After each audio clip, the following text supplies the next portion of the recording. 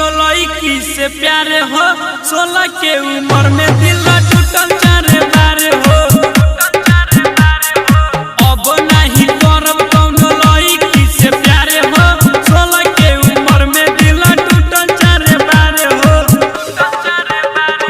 जियलो न जाता अब मुअलो न जाता।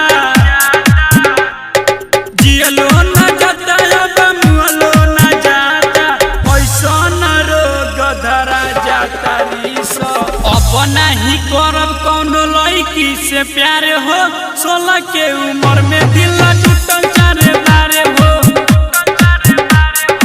अब नहीं करब कौनो लड़की से प्यार हो। 16 के उम्र में दिल टूटल 4 बार हो।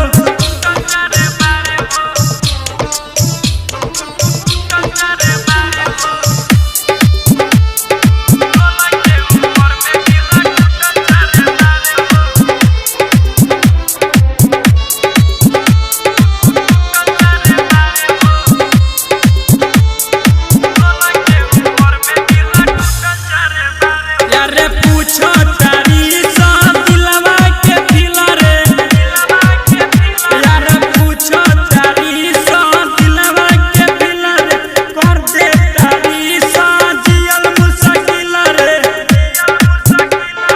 झूठो के कहा तारी सा लभर हो। झूठो के कहा तारी सा लभर हो। भरते ही मन जाता रिसट घर हो।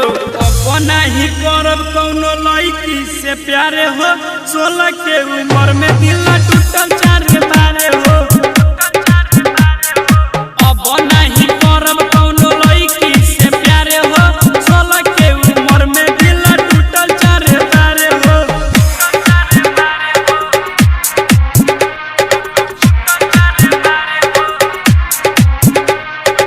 SA recording studio आकिलपुर।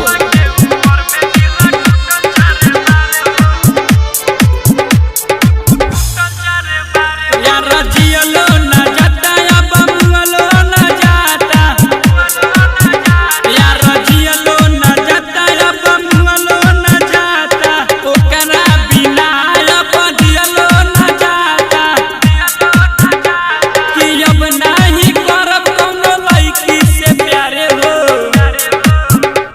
कि अब नहीं करब कौनो लड़की से प्यार हो। राइटर सोनू रोज रोवत बारे। अब नहीं करब कौनो लड़की से प्यार हो। 16 के उम्र में दिल टूटल 4 बार हो। अब नहीं करब कौनो लड़की से प्यार हो। 16 के उम्र में दिल टूटल 4 बार हो।